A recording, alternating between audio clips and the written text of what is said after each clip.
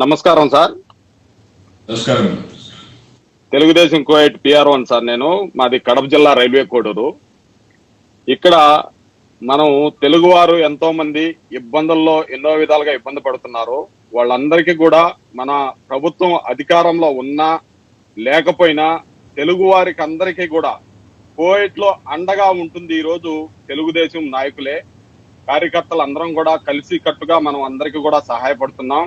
అదే విధంగా తెలుగు సంఘాల ఐక్య వేదిక స్థాపించి అందరం కూడా ఇక్కడ పడుతున్న తెలుగువారు పడుతున్న ఇబ్బందులకు ప్రతి ఒక్కరు కూడా ఎంతో మంది ఇక్కడ భోజనాలు లేక ఎన్నో విధాలుగా ఇప్పుడు లాక్డౌన్ ఇక్కడ కూడా జరుగుతుంది.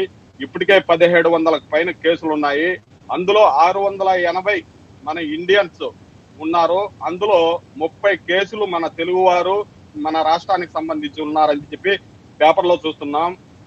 మనం అందరం కూడా ఇక్కడ తెలుగుదేశం కోయట్ తరఫున ఇక్కడ తెలుగు వారికి అండ గతంలో 5 సంవత్సరాల్లో కూడా మన పార్టీ అధికారంలో ఉన్నప్పుడు కూడా ఎంతో మంది ప్రమాదవశాత్తు ఇక్కడ చనిపోయిన వ్యక్తులకు ఇక్కడి నుంచి మనమే అన్ని ఎంబైసీ ద్వారా కలిసికట్టుగా ఎంతో మందిని కడసారి చూపుకై మనం ఇండియాకు కూడా మనం పంపించడం జరిగింది. ఎంతో మంది అనాథ ఇక్కడ చనిపోయి ప్రమాదవశాత్తు చనిపోయినటువంటి తెలుగు వారికి ఈ రోజు మనం అధికారంలో ఉన్నా లేకపోయినా ఈ రోజుకి మనం ఇక్కడ మన పార్టీ తరఫున ప్రతి ఒక్కరం కూడా కష్టపడుతున్నాం సార్.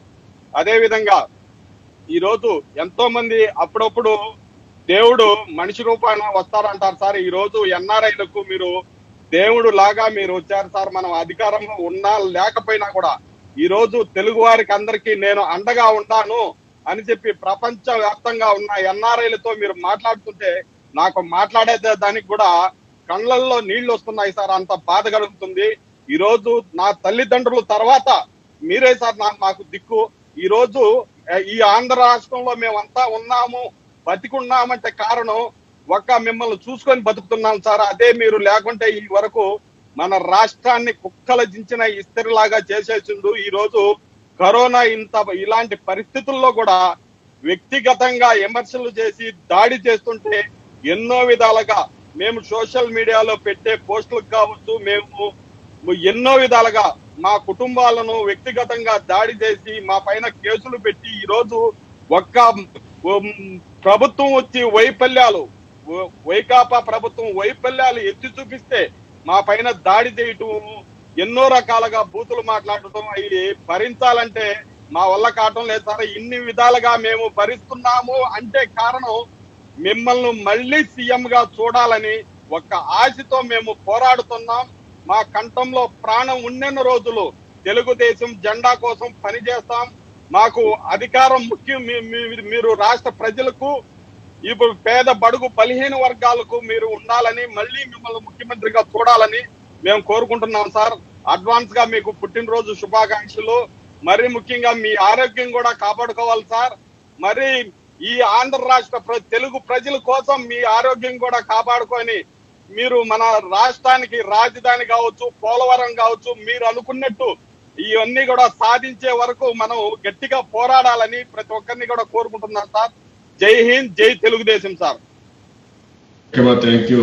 మీరు ఏదైతే చెప్పారో తప్పకుండా మన అధికారంలో ఉన్నా లేకపోయినా ప్రజలకు మనం చేయాల్సింది చేస్తూనే ఉండాలి. కాబట్టి మీరు ఆ స్పిరిట్ తీసుకొని కువైట్లో మీరు బాగా చేస్తున్నారు, మేము అభినందిస్తున్నా. తెలుగు సంఘాల ఐక్య వేదిక ఒకటి ఏర్పాటు చేసుకొని మ్యాక్సిమం వెళ్తున్నారు. మీకు ప్రపంచంలో ఉండే తెలుగు వాళ్ళే కాకుండా ఇక్కడ ఉండే మొత్తం కొంత అధికార పార్టీ సహకరించకపోయినా అన్ని విధాల గవర్నమెంట్ ఆఫ్ ఇండియాతో ఫైట్ చేద్దాం. మిమ్మల్ని ఆదుకోవడానికి అన్ని విధాల ప్రయత్నం చేస్తానని, ప్రత్యేకంగా గల్ఫ్ కంట్రీస్లో కొన్ని సమస్యలు ఉన్నాయి. అలాంటి సమస్యలు ఉంటే గల్ఫ్ కంట్రీస్ని ఏ విధంగా ఆదుకోవాలో అందరం కూడా ఆదుకోవాల్సిన అవసరం ఉంది. ఎందుకంటే అక్కడ ఉండే రూల్స్ కానీ వాళ్ళంతా కూడా మీరు వెళ్ళిపోవాలని చెప్పి పంపించడం, అక్కడ ఉండే వాళ్ళందరూ పేదవాళ్ళు కావడం, చాలా సమస్యలు ఉన్నాయి. దీన్ని ఆదుకోవాల్సిన బాధ్యత మన అందరిపైన ఉంది. ప్రపంచంలో ఉండే NRIs అందరూ గల్ఫ్ కంట్రీస్లో ఉండే తెలుగు వారిని ఆదుకోవడం కోసం ముందుకు రావాలని మీకు పిలిపిస్తూ, ఇక్కడ నా వంతు బాధ్యత నేను చేస్తాను. నేను అన్ని విధాలా పోరాడతాను. గవర్నమెంట్ ఆఫ్ ఇండియా దృష్టి తీసుకెళ్తాం, రాష్ట్ర ప్రభుత్వానికి రాస్తాం, ప్రెషర్ పెడతాం.